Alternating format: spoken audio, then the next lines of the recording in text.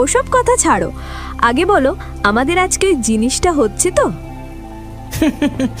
আরে হচ্ছে না মানে কি, আলবাদ হচ্ছে। কত কষ্ট করে প্ল্যান করে এলাম বলো তো। সেটা আমি জানি, তুমি এতবার যখন কথা দিয়েছো সেটা তুমি রাখবে, এটা আমার সম্পূর্ণ বিশ্বাস।